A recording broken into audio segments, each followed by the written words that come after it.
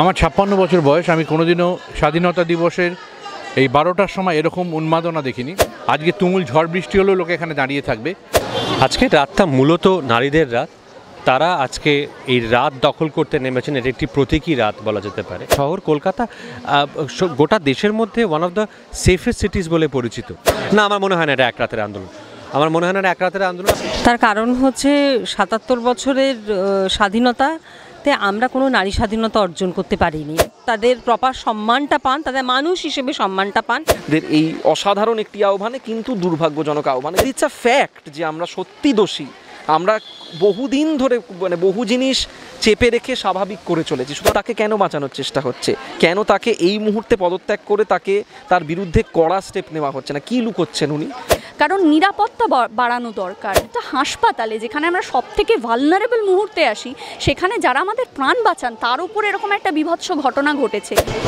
দাদা, আজ স্বাধীনতা দিবস, মধ্যরাতে এত বছর পরে নারীদের নিরাপত্তা নিয়ে পথে নামতে হচ্ছে নারীদের, কীভাবে দেখছেন বিষয়টা? আমার ৫৬ বছর বয়স। আমি কোনোদিনও স্বাধীনতা দিবসের এই ১২টার সময় এরকম উন্মাদনা দেখিনি। বাড়ি থেকে আসার সময় থেকে কোথাও ৫ জন, কোথায় ৫০ জন, কোথাও ৫০০ জন, প্রচুর মানুষ এভাবে হাঁটছেন এবং স্বতঃপ্রণোদিতভাবে কোনো রাজনৈতিক দল, কোনো রাজনৈতিক ভাবনা এর পিছনে নেই এবং মানুষ একটা আবেগে তাড়িত হয়ে এমন একটা ঘটনা ঘটেছে।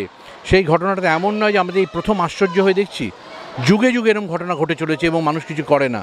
আজকে মানুষ সাড়া দিচ্ছে, একটা আবেদনও সাড়া দিচ্ছে এবং আমার বলতে দুঃখ লাগে, আমার বলতে লজ্জা লাগে এইটা ভেবে, এই যারা এই নারকীয় ঘটনাগুলো ঘটান বা বারবার করেন তাদের জন্ম কিন্তু নারীর গর্ভেই। এটা খুব বেদনাদায়ক এবং আমি অনুরোধ করব সরকার পক্ষ বা বিরোধী পক্ষ নিজেদের মধ্যে রাজনৈতিক কোনো রকম কলহ না করে আপনারা সবাই রাজনীতি করেন মানুষের ভালোর জন্যে, এই জাস্টিসের জন্য লড়াই করুন। যে কোনো উপায় সঠিক অন্যায় যারা করেছেন তাদেরকে খুঁজে বার করুন এবং যেটা বোঝা যাচ্ছে যে সেটা একজন নয় একাধিক লোক, সেটা খুঁজে বার করুন এবং তাদের নির্মম শাস্তি দিন, যাতে ভবিষ্যতে কোনো মানুষ এরকম কাজ করতে গেলে হাত পা কাঁপে। এই পর্যন্তই। Thank you. আজকে এক রাত মহিলারা রাস্তায় রয়েছে, নারীরা রাত দখল করছে, এর ফলে কি নিরাপত্তা পাবে মেয়েরা? এইভাবে হয় না, একটা চেতনা থেকে আসে। তারা আজকে তো এসেছেন, এত বছর আসেনি, আজকে এসছেন। আজকে তুমুল ঝড় বৃষ্টি হলেও লোকে এখানে দাঁড়িয়ে থাকবে। এটা ভিতরের আবেগ থেকে এসছে। সারা দেশ, সারা পৃথিবীকে এই আবেগ তো শেখানো যায় না, কোনো প্রচার করেও হয় না, স্বতঃপ্রণোদিতভাবে এটা হয়েছে। সেইভাবে আসবে মানুষ। এই দেখেও যদি কারোর লজ্জা লাগে যে এইভাবে হবে না, এই দেখেও যদি মনে হয় যে জাস্টিসটা সত্যি নির্ধারণ করা দরকার, তখন হবে। আজকে আমাদের কথা বলার জন্য, আমরা এদের পাশে আসবার জন্যে, আমরা আজকে আপনাদের পাশে থাকবার জন্যে, মহিলারা কি বলছেন সেটা শুনতে এসেছি, আর কিছু না। স্বাধীনতার মধ্যরাতে নারীদের নিরাপত্তা নিয়ে এত বছর পর স্বাধীনতার নারীদের নিরাপত্তার জন্য নারীদেরকে একেবারে রাস্তায় নামতে হচ্ছে, কীভাবে দেখছেন? আজকে রাতটা মূলত নারীদের রাত। তারা আজকে এই রাত দখল করতে নেমেছেন। এটি একটি প্রতীকী রাত বলা যেতে পারে। যে রাতের মধ্যে দিয়ে তারা, এবং আমরাও বলতে চাই যে রাত দিন কোনো আলাদা সময়, কোনো আলাদা লিঙ্গের জন্য নয়, কোনো আলাদা জেন্ডারের জন্য নয়। সেই জন্যে আমার মনে হয় আজকের রাতটা তাদের বেশি করে। আমরা এখানে শুধুমাত্র সমর্থন জানানোর জন্য এসেছি। সমর্থন জানানোর জন্য এই কারণে এসেছি যে আমরা এই কথায় বিশ্বাস করি যে এই যে বলা হয় যে রাত্রিবেলা মেয়েরা বেরিয়েও না রাত্রে, এই কথাটা কে ঠিক করে দিল এবং এটা কতদিন চলতে পারে? হ্যাঁ, যদি একটা ছেলে বেরোতে পারে রাত্রে, তাহলে একটা মেয়েরও বেরোতে পারা উচিত রাত্রে।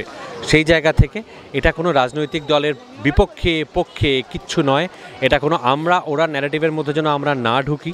এটাতে এমনি সাধারণভাবে নারীদের সুরক্ষার জন্যে এবং বিশেষ করে কর্মক্ষেত্রে নারীদের সুরক্ষার জন্যে যে দাবিটা উঠেছে এই আরজিকর কাণ্ডকে কেন্দ্র করে, সেই দাবিটা আমরা কাঠুয়ার রেপের ক্ষেত্রেও তুলেছিলাম, আমরা উন্নাওয়ের রেপের ক্ষেত্রেও তুলেছিলাম, আমরা কেরালায় যে রেপটা হয় তার ক্ষেত্রেও তুলেছিলাম। সেটাকে আরও জোরদার করার জন্য যে ক্রমাগত যে ঘটতে থাকা 2-3 বছর অন্তর অন্তর এরকম নিষ্ঠুরতার প্রদর্শন আমরা পাই, সেইটাকে নিশ্চিহ্ন করতে হবে আমাদের দেশ থেকে এবং আমাদের রাজ্য থেকে তো বটেই। আমাদের রাজ্য, আমাদের শহর কলকাতা গোটা দেশের মধ্যে ওয়ান অফ দ্য সেফেস্ট সিটিজ বলে পরিচিত। হ্যাঁ, নিরাপত্তাতম শহর বলে পরিচিত। তা সেখানে এরকম একটা ঘটনা যখন ঘটে, তখন আমাদের আরও বেশি করে সচেতন হওয়া দরকার, আরও বেশি করে প্রতিবাদ করা দরকার এবং কর্মক্ষেত্রে নারীর সুরক্ষা এবং অধিকারের ক্ষেত্রে আরও বেশি করে সরব হওয়া দরকার। সেজন্য আজকে আমাদের এখানে আসা। কিন্তু কথাটা আজকে বলতে দিতে হবে নারীদের, যারা এই অত্যাচারটা শিকার। দাদা, এক রাতের আন্দোলন কতটা প্রভাব? না, আমার মনে হয় না এটা এক রাতের আন্দোলন। আমার মনে হয় না এক রাতের আন্দোলন। আমার মনে হয় যে এই সচেতনতাটা কিন্তু সেই জবে থেকে এই ধরনের ঘৃণ্য ধর্ষণকাণ্ড ঘটতে আরম্ভ করেছে আমাদের দেশে, তবে থেকেই শুরু হয়েছে। ক্রমে ক্রমে সেটা আরও বাড়ছে। যতগুলো ধর্ষণকাণ্ড হয়েছে, সেটা কাঠুয়া হোক, সেটা উন্নাও হোক, সেটা কেরালা হোক, সেটা যেখানেও আজকে আরজিকর হোক, প্রতিটাতে সেটা আরও বৃহত্তর জায়গা পেয়েছে এবং আজকের ক্ষেত্রে আরও বৃহত্তর জায়গা পাচ্ছে, বিকজ এটি একটি হাসপাতালের ভিতরে ঘটেছে। সেই কারণে আমার মনে হয় এটি আজকে যেটা আমরা দেখছি সেটা একটি পৃথক আন্দোলন নয়, সেটা আজকে গোটা রাজ্যের, গোটা দেশের বিভিন্ন জায়গায় হচ্ছে এবং সেখান থেকে একটা 5% হলেও সচেতনতা তৈরি হবে এবং সেটাই গুরুত্বপূর্ণ। দিদি, ৭৭ বছর আগে স্বাধীনতা লাভ করেছে দেশ, আজ ৭৮তম স্বাধীনতা দিবস। এই জায়গায় দাঁড়িয়েও মেয়েদেরকে নিরাপত্তার জন্য রাস্তায় নামতে হচ্ছে, কীভাবে দেখছেন? তার কারণ হচ্ছে ৭৭ বছরের স্বাধীনতাতে আমরা কোনো নারী স্বাধীনতা অর্জন করতে পারিনি। তার কারণ সমাজের দৃষ্টিভঙ্গি, প্রতিটি পুরুষের দৃষ্টিভঙ্গি, সবাই নয় নিশ্চয়ই, কিন্তু সমাজের দৃষ্টিভঙ্গি মেয়েদের প্রতি যেন স্তন এবং যোনি নিয়ে জন্মানোটাই একটা অপরাধ। এবং এই যে ঘটনাটা ঘটেছে, এর থেকে বীভৎস ঘটনা তো আর কিছু হতে পারে না। এটা চরম প্রশাসনিক ব্যর্থতা। এবং কারা বলে যে এরকম, যারা বলেছেন, এই যে সন্দীপ ঘোষ, যারা দেখেছেন, যারা সুপার, যারা চেস্ট ডিপার্টমেন্টের এইচওডি, তারা তো দেখেছেন যে তারা নিজেরাই ডাক্তার। একটা ফরেন্সিকের দায়িত্বও কিন্তু সেটা একটা ডাক্তারই পালন করে। তারা কি করে বললেন যে এটা আত্মহত্যা? তারা মেয়ের বাবা মাকে কি করে জানালেন যে এটা আত্মহত্যা হতে পারে? বডি দেখে যদি সাধারণ মানুষ বুঝতে পারে, তাহলে ডাক্তার তো সবার আগে বুঝতে পারবে যে এটা কী হয়েছে। চরম প্রশাসনিক ব্যর্থতা। এবং এই ব্যর্থতা ঢাকার আমাদের কোনো এবং পুলিশ এবং এই ভদ্রলোককে একবার প্রিন্সিপাল থেকে বারবার কেন রাতারাতি 4বার 5বার এরকম হয়েছে, যাকে রাতারাতি পোস্টিং দেওয়া হয়েছে, সেটা স্বচ্ছ বিচার আমরা চাই। এবং আমি একটা কথা বলতে চাই যে এটা শুধু আজকে আমরা যে মাঝরাতে বেরিয়েছি, এই ডাকটা হয়তো, এই ঘটনাটা, এই অভয়ার ঘটনা আমাদের হয়তো ত্বরান্বিত করেছে মেয়েদের কথা বলতে, মানুষকে কথা বলতে, কিন্তু আমরা প্রত্যেকে জন্মেছি একজন মানুষ হিসেবে। আমরা নারী আমাদের পরিচয় নয়। পুরুষ যেমন একটা মানুষ, আমরাও সেরকম একটা মানুষ, কিন্তু এই মানুষ পরিচয়টা সারা পৃথিবীতে মেয়েদের কাছ থেকে কেউ এক্সপেক্ট করে না। এবং সেটা শুধু সমাজ নয়, তার পরিবারেও সে সেফ নয়। বহু ঘটনা সারা ভারতবর্ষে, কেন সারা পৃথিবীতে আমরা জানি, সারা ভারতবর্ষে তো বটেই, যে একটি মেয়ে তার জ্যাঠা, কাকা, প্রতিবেশী কারোর কাছ থেকে সেফ না। তো এইটা হয়তো এই অভয়ার ঘটনাটা, তিলোত্তমার ঘটনাটা আজকে আমাদের নাড়িয়ে দিয়েছে। আমরা পথে নেমেছি, আমরা এর প্রপার জাস্টিস চাই। এবং প্রতিটি যারা প্রত্যেকে যুক্ত, তাদের প্রত্যেকে নট অনলি যে ভিকটিমের উপর যে অত্যাচার করেছে সে শুধু নয়, তার সাথে যারা যুক্ত, যারা ধামাচাপা দেওয়ার চেষ্টা করছে, তাদের প্রত্যেকের মুখোশ সামনে আসুক। এবং এইটা দিয়ে যদি সূত্রপাত হয়, যদি আইনসভায় একটা আইন পাশ করা যায় মেয়েদের জন্য, যদি আমার বলতে খারাপ লাগছে যে মেয়েরাও মানুষ, তাদের জন্য কেন আলাদা আইন করে তাদের প্রোটেক্ট করতে হবে?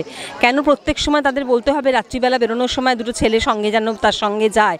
এর থেকে লজ্জার আর কিছু হতে পারে না একটা মানুষের পক্ষে। কিন্তু যদি আমাদের এরকমভাবে একটা আইন পাশ করা হয় যেখানে মেয়েরাও সারা রাত, মেয়েরাও পুরুষদের সমান কাজ করে, কোনো অংশে কোনো ফিল্ডে কম কাজ করে না, হয়তো আমরা চাই যে এরকম কিছু এটা দিয়ে সূত্রপাত হয়ে এই জিনিসটাকে এগিয়ে নিয়ে যেতে, যাতে মহিলারা তাদের প্রপার সম্মানটা পান, তাদের মানুষ হিসেবে সম্মানটা পান। এবং আমাদের এই ঘটনার ক্ষেত্রে, আরজিকরের ঘটনার ক্ষেত্রে আমরা বলবো যে আমরা প্রপার জাস্টিস চাই। আমরা প্রতিটি লোকের মুখোশ স্বচ্ছভাবে খুলে দেখতে চাই। এবং যে বা যারা, আমি জানি না শুধু একজন কি বহুজন আছে, তাদের প্রত্যেকের কঠোর থেকে কঠোর ক্যাপিটাল পানিশমেন্ট চাই। এবং প্রশাসনকে মানতে হবে যে এটা প্রশাসনিক এবং পুলিশের ব্যর্থতা। এটা দিয়ে আজকে শুরু হলো, এটা যদি আমরা কাজে লাগাতে পারি, আমরা শুধু একদিনের এটাকে একটা কর্মসূচি না মনে করি, এটা যদি আমরা এগিয়ে নিয়ে যেতে পারি, আমরা চাইবো যে এটাকে এগিয়ে নিয়ে যেতে। বছর আগে দেশ স্বাধীন হয়েছে, ৭৮তম দিন আজ স্বাধীনতা। সেই জায়গায় দাঁড়িয়ে আমরা দেখতে পাচ্ছি মেয়েরা স্বাধীনতার, নিজেদের নিরাপত্তার জন্য রাস্তায় নেমেছে, কীভাবে দেখছেন? এটা দুর্ভাগ্যজনক এবং এটার দায় আমাদের সমাজ, আমাদের সরকার বা এই মুহূর্তে সরকার বা প্রশাসনের ওপর যতটা বর্তায়, ততটা বর্তায় আমাদের ওপরও। আমরা যারা আজকে এখানে পাশে থাকার জন্য এসেছি মহিলাদের এই অসাধারণ একটি আহ্বানে, কিন্তু দুর্ভাগ্যজনক আহ্বানে, তাদেরকে তাদের নিরাপত্তার জন্য তাদেরকে নিজেদেরকেই কথা বলতে হচ্ছে। তাহলে আমরা কি করছিলাম এতদিন? আমাদের পুলিশ প্রশাসন, সরকার কি করছিল? যাদেরকে আমরা ভোট দিয়ে আনি, যাদের দায়িত্ব এই নিরাপত্তা রক্ষা করার, সেটার জন্য আজকে যারা ভোট দেয় তাদেরকেই রাস্তায় নামতে হচ্ছে, এবং আমাদের মতন পুরুষরা যারা ছোটোবেলা থেকে ডিরেক্টলি বা ইনডিরেক্টলি আজকে এই অবস্থানের জন্য আমরা কোনো না কোনোভাবে দায়ী, কারণ আমরা এগুলোকে দিনের পর দিন স্বাভাবিক করে গেছি। আমরা আমাদের মহিলা বন্ধুরা যখন রাত্রিরে ফিরেছে আমরা বলেছি যে না বেশি রাত করে বেরোস না, বা অনেক রাত হয়ে গেছে তো তাহলে এখন কিছু পাবি না বা কীভাবে যাবি, এটা আমরা কেন স্বাভাবিক করেছি? আমরা একবারও কেন রুখে দাঁড়িয়ে প্রশ্ন করিনি একটা মহিলা যদি তার মনে আছে রাত 2টোর সময় বাড়ি ফিরবে, সে বেশ করবে বাড়ি ফিরবে, শুধু রাত্রি 2টোর সময় বাড়ি ফেরার অধিকার কি আমাদের? একজন মহিলা সকাল থেকে রাত অবধি যে জীবনটা বাঁচে মেট্রোতে, ট্রামে, বাসে, রাস্তাঘাটে, কর্মস্থলে, সেই জীবনটা যদি আমরা 5 মিনিট বাঁচি আমাদের দম বন্ধ হয়ে আসবে। সুতরাং এটা কোনো বিনয় সহকারে বা জোর গলায় কথা বলতে হবে বলে বলছি না, বা সবাই নিজেদেরকে এখন প্রমাণ করার আমরা চেষ্টা করবো যে দেখো আমরাও দোষী, কিন্তু ইটস আ ফ্যাক্ট যে আমরা সত্যি দোষী। আমরা বহুদিন ধরে বহু জিনিস চেপে রেখে স্বাভাবিক করে চলেছি। সুতরাং আজকের এই রাস্তায় হুঙ্কার এটা শুধুমাত্র আরজি করের জন্য তো বটেই, এই নারকীয় ঘৃণ্য হত্যার জন্য তো বটেই, এটার বিচার তো চাওয়ার জন্য বটেই, এবং যারা দোষীদেরকে আড়াল করছেন তাদের বিরুদ্ধে তো বটেই, এবং এটার জন্য যে আজকে আমাদের প্রশাসনিকভাবে, সাংগঠনিকভাবে, ইনফ্রাস্ট্রাকচারালি কী বদল আনা যেতে পারে। নাহলে এরকম ঘটনা তো ঘটেই যাবে। আমাদের কি রাস্তায় বেরিয়ে আমাদের লাভটা কী হবে? আজকে যে এত মহিলারা বেরোলো তাদের কি সত্যি একবার ভেবে দেখুন, আজকে এই স্বাধীনতা দিবসে আপনারা বলছেন যে স্বাধীনতা পাওয়ার কথা ছিল তার সিকিভাগও কি তারা পেয়েছে? সেটা কি দুর্ভাগ্যজনক। সুতরাং সেইখান থেকে আমার মনে হয় তার মধ্যেও যেটা আমার অভূতপূর্ব লাগছে, কোনো রাজনৈতিক নেতানেত্রী, কোনো মুখ, কোনো সমাজের চেনা মুখ, নামী মুখ, কাউকে সাধারণ মানুষের দরকার পড়ে না। তারা যখন রাস্তায় নামে তাদের থেকে বড় মুখ আর কেউ হতে পারে না, সেটা চেহারাই আপনারা দেখতে পাচ্ছেন গোটা শহর জুড়ে। সুতরাং সেটা আশা করছি যে একটা সুরাহার দিকে যদি যায়, কিন্তু এইটা শুধু একটা রাতের নয়, এই বিরোধিতাটা চালিয়ে যেতে হবে। এবং এটা আমার মনে হয় আজকেরটা একটা সূচনা, আজকেরটা শুধুমাত্র একটা প্রথম এবং শেষ না, আজকেরটা সূচনা, এটা একটা লম্বা লড়াইয়ের শুরু। আচ্ছা, আমরা দেখছি এই ঘটনাতে পুলিশ প্রশাসন, এই রাজ্য পুলিশ প্রশাসনের কথা যদি বলি, অনেক প্রমাণ লোপাটের চেষ্টা চালানো হচ্ছে। এই এমনকি যিনি প্রিন্সিপাল ছিলেন সন্দীপ ঘোষ, তাকে বাঁচাবার জন্য মরিয়া, এবং সেটাই আমি ওটাই বললাম যে আরজি করের আজকে যে ঘটনাটা ঘটেছে, হ্যাঁ সেটা যেরকম ভয়াবহ, তারপরে যেটা ঘৃণ্য আরও ভয়াবহ, যেটা হচ্ছে একজন প্রিন্সিপাল সন্দীপবাবুর মতন, সন্দীপ ঘোষের মতন, সে বলছে মেয়েটি ওই রাত্রিবেলা কী করছিল, এবং তারপর তার রেজিগনেশন না অ্যাকসেপ্ট করা হয়েছে এবং তাকে কিছু ঘন্টার মধ্যে আবার মেডিকেল কলেজে রিইনস্টেট করা হয়েছে। তাকে কেন বাঁচানোর চেষ্টা হচ্ছে? কেন তাকে এই মুহূর্তে পদত্যাগ করে তাকে তার বিরুদ্ধে কড়া স্টেপ নেওয়া হচ্ছে না? কী লুকোচ্ছেন উনি? বা আমরা দেখলাম এভিডেন্স রুমে 4-5টা ভাঙচুর করা হচ্ছে, আমরা দেখলাম যে পুলিশ প্রথমেই বলে দিচ্ছে যে এটা আত্মহত্যা, পুলিশ সেই প্রিন্সিপালে কোনো স্টেটমেন্ট রেকর্ড করেননি। এটা তো পরিষ্কার বোঝা যাচ্ছে যে একটা বড় কিছুকে আড়াল করার চেষ্টা হচ্ছে। সরকার কি সত্যি সাধারণ মানুষকে এত বোকা ভেবে নিয়েছেন? তা মনে হয় এইটারই হুঙ্কার আজকে রাস্তায় উঠছে যে আমাদেরকে যদি সাধারণভাবে বোকা মনে করা হয়, সেটার উত্তরটা সরকার এভাবেই পাবে। ৭৭ বছর আগে দেশ স্বাধীন হয়েছে, ৭৮তম আজ আমরা স্বাধীনতা, সেই জায়গায় দাঁড়িয়েও মেয়েদের নিরাপত্তার জন্য রাস্তায় নামতে হচ্ছে। এটার থেকে লজ্জাজনক তো আর কিছু হতেই পারে না যে আজকে রাস্তায় নামতে হয়েছে। এটা তো হওয়ার কথা ছিল না, এটার প্রয়োজন পড়ার তো কথা ছিল না। এরকম ভয়াবহ একটি ঘটনা, এবং একটি কেন আমি বলছি, এর আগেও পরের পর ঘটনা আমরা দেখে এসছি, এবং সেটা যে কোনো কালেই হতে পারে। আমার মনে হয় আজকে বৃহত্তরভাবে মহিলারা যেহেতু সুরক্ষিত বোধ করছে না, সেই জন্যই সবার এখানে আসা, সবাই রিমঝিমের ডাকে সাড়া দিয়েছে। রিমঝিমও একটি মেয়ে, আমরা সকলে মহিলা পুরুষ নির্বিশেষে এখানে আছি, কারণ নিরাপত্তা বাড়ানো দরকার। এরকম কেন হবে যে একটা হাসপাতালে, যেখানে আমরা সব থেকে ভালনারেবল মুহূর্তে আসি, সেখানে যারা আমাদের প্রাণ বাঁচান তার উপর এরকম একটা বীভৎস ঘটনা ঘটেছে, এবং সেইখান থেকে বেরিয়ে গিয়ে আমরা এখন সামাজিকভাবে একটা স্ট্রাকচারাল চেঞ্জের জন্য একসাথে জড়ো হয়েছি। একটা পার্টিকুলার সেট অফ ডিমান্ডস ঠিক করা হয়েছে, যেটা প্রশাসনের কাছ থেকে কিংবা অল ওভার চেঞ্জের জন্যই বলা হবে। আমার মনে হয় সেটার উপর ফোকাস করা ভীষণভাবে জরুরি, কারণ আমরা রাস্তায় রাত্রে বেরোতে পারবো না, এটা তো হতে পারে না। আমরা আজকেও দেখেছি যে শিলচর মেডিকেল কলেজ থেকে একটি অ্যাডভাইজারি বেরিয়েছিল, সেখানে ছেলেদের কিংবা কারুর উল্লেখ না করে শুধু বলা হয়েছে যে মহিলারা যেন এই সময় থেকে এই সময় না বেরোন, ওনারা যেন কারুর আলাদা করে অ্যাটেনশন অ্যাট্রাক্ট না করেন। সব রেস্ট্রিকশন গিয়ে সেই মহিলাদের ওপরেই, এটা যেন না হয় সেই জন্যই বেরিয়েছে। এবং শুধুমাত্র মহিলা নয়, প্রান্তিক মানুষের জন্য কিংবা ছেলেদের জন্য আমি বলবো, এই যে যাদবপুরেও যে র্যাগিংয়ের ঘটনাটি ঘটেছে, এটা তো মহিলার ওপর হয়নি, একজন পুরুষের ওপরেই হয়েছে, এবং that person was sexually harassed and rape. কাজেই সেটা কারুর ওপরেই কেন হবে?